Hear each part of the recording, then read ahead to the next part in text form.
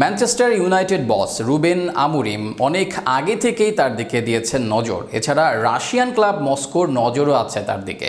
18 বছর বয়সী attacking midfielder Lucas Lauren attacking মিডে খেলেই নিজের জায়গা পোক্ত করতে পারেন এই তরুণ।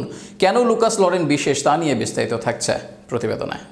2023 সালে খেলেন ব্রাজিলের অনূর্ধ্ব 17 দলে। সে বছরই অভিষেক করেন ফ্লেমেঙ্গো মূল দলে। এই মৌসুমে ফ্লেমেঙ্গোর মূল দলের হয়ে খেলেছেন নিয়মিত 18 বছর বয়সী একজনের সতীর্থ হিসাবে আছেন গার্ডসন, ওয়েসলি, দানিলো, সান্দ্রো, লুইস ওর্তিজরা। অর্থাৎ এই তরুণ যে বেশ প্রতিভাবান তাতে নেই কোনো সন্দেহ। সাম্প্রতিক সময়ে অ্যাটাকিং মিডফিল্ডার বা উইংয়ে ব্রাজিলের অনেক প্রতিভা এসেছে। ভিনি, রদ্রিগো থেকে এস্তেভিওদের খেলার ধরন অনেকটা একই। সবাই গতি দিয়ে, ড্রিবলিং দিয়ে, কাট ইন করে প্রতিপক্ষকে পরাস্ত করতে পছন্দ করেন, ফলে অতি দ্রুত ইউরোপে চলে যান তারা। কিন্তু জাতীয় দলে অনেক সময় হন না মানানসই।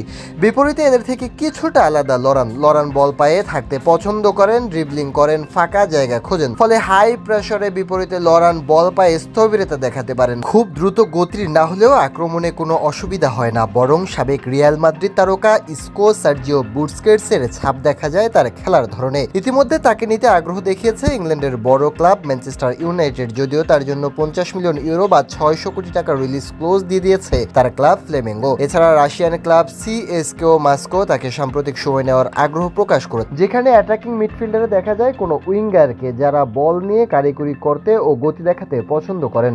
ফলে ম্যাচের নিয়ন্ত্রণ থাকে না দলের, সেখানে বল পায়ে ম্যাচ কন্ট্রোল করতে পারবেন লরান, সুযোগ বুঝে পাস দিতে পারবেন, প্রতিপক্ষের পেজ সামলাতে পারবেন, অন্য গতিশীল উইঙ্গারদের জন্য জায়গা তৈরি করতে ও কি পাস দিতে পারবেন, যা ব্রাজিল দলের জন্য বেশ উপকারী হবে।